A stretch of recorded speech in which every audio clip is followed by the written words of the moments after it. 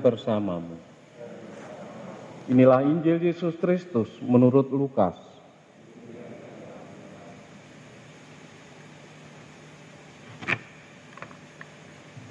Yesus bersabda kepada para murid, "Siapa di antaramu yang mempunyai seorang hamba yang membajak atau menggembalakan ternak baginya, akan berkata kepada hamba itu waktu ia pulang dari ladang, 'Mari segera makan.'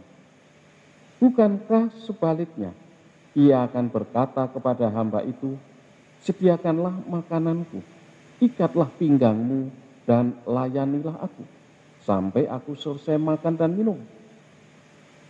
Dan sesudah itu engkau boleh makan dan minum.' Adakah ia berterima kasih kepada hamba itu, karena ia telah melakukan apa yang ditugaskan kepadanya? Demikian jugalah kalian, apabila kalian telah melakukan segala sesuatu yang ditugaskan kepadamu, hendaklah kalian berkata, 'Kami ini hamba-hamba tak berguna. Kami hanya melakukan apa yang harus kami lakukan.'" Demikianlah Injil Tuhan.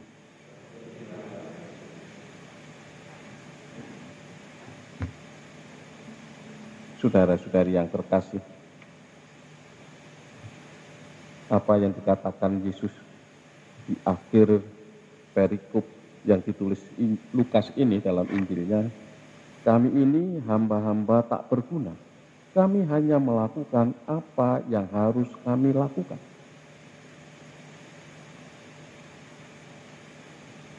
Banyak orang, mungkin kita juga bisa keliru menangkap sabda Tuhan itu di dalam penghayatan hidup sehari-hari. Umpamanya,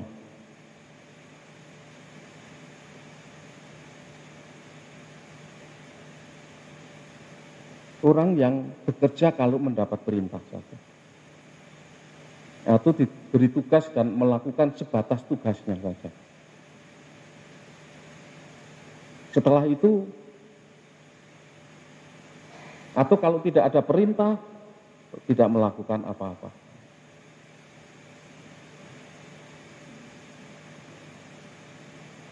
Seorang komandan, umpamanya seorang kapten, ajak sopirnya yang kopral berenang di laut atau berenang di kolam renang. Nah, komandannya ini kram, tenggelam. Lalu sang kopral diam saja, karena tugasnya hanya menemani. Tetapi, atau mengantar, menemani berenang, ya, mengemudi, perintahnya hanya itu. Tapi ketika komandannya tenggelam, dia tidak berbuat apa-apa, karena tugas itu di luar tugas.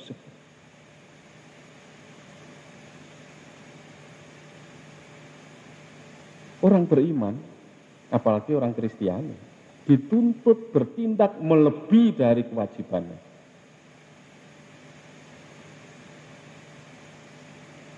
Si kopral tidak melakukan apa-apa karena tidak ada perintah. Komandan tidak, ya bagaimana komandan mau perintah? Dia tenggelam. Jadi disinilah iman berbicara. Iman seseorang berbicara.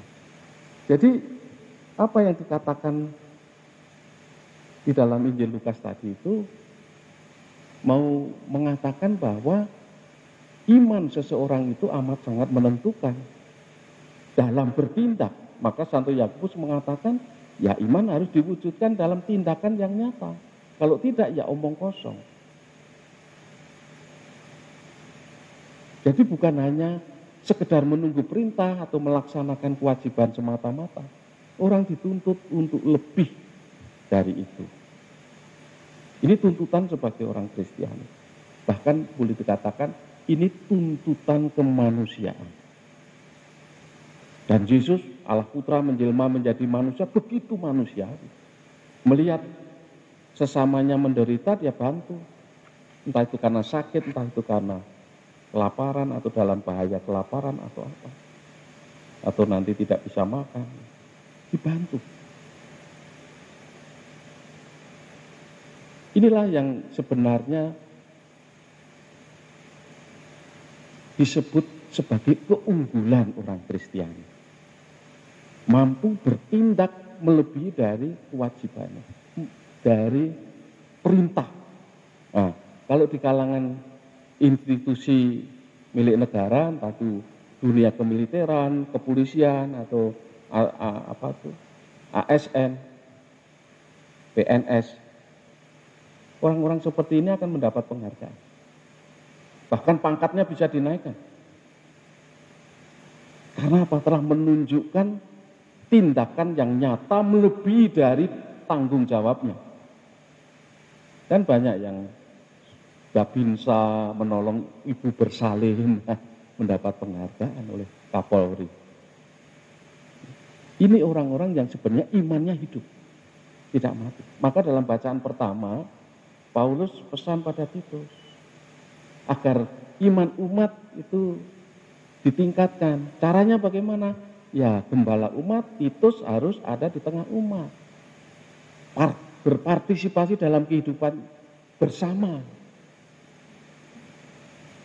Yang kedua, ternyata iman juga seperti guru-guru zaman dulu ketika semuanya belum berpendidikan S1. Untuk menjadi kepala sekolah, umpamanya guru SD, namanya SPG, lalu selalu akan ada upgrading, penataran. Dan sampai sekarang masih tetap ada kegiatan yang namanya upgrading atau penataran. Entah untuk ASN, entah untuk guru, entah juga untuk pastor itu juga ada. Yang namanya untuk meningkatkan kemampuan. Supaya jangan hanya mandek sampai di situ saja. Sekedar menjalankan tugas sebagai imam. Tapi harus mampu bertindak lebih dari itu. Nah, Paus Leo ini telah memberikan teladan, menunjukkan tadi. Selama 21 tahun kepemimpinannya bagaimana dia membela iman. Supaya iman umat juga ikut meningkat dengan berbagai macam cara. Termasuk ketika iman umat itu menghadapi ancaman, gereja menghadapi ancaman kesesatan. Bagaimana Paus juga bertindak. Paus menunjukkan memiliki iman yang hidup. Iman yang pantas dipertanggungjawabkan. Dan memang iman perwujudannya mesti harus dipertanggungjawabkan. Maka iman bisa dipertanggungjawabkan. Iman yang bertanggung jawab. Bukan iman yang hanya asal jalan. Iman Kristiani dalam penghayatan hidupnya yang asal jalan ini tidak melebihi dari di bawah rata-rata kalau hanya asal jalan ya. Tidak menunjukkan suatu prestasi keunggulan. Disebut keunggulan kalau bisa nyata bahwa ada orang tidak bisa buat apa-apa lalu sebagai orang Kristen ini muncul tampil ke depan dalam banyak hal. Dan memang itu yang terjadi juga kadang-kadang di tingkat RT itu. Kalau dana-dana bantuan dari atas turun sampai di RT habis, akhirnya hanya gotong royong. Nah, kalau sudah begini ini orang Katolik pasti akan di depan.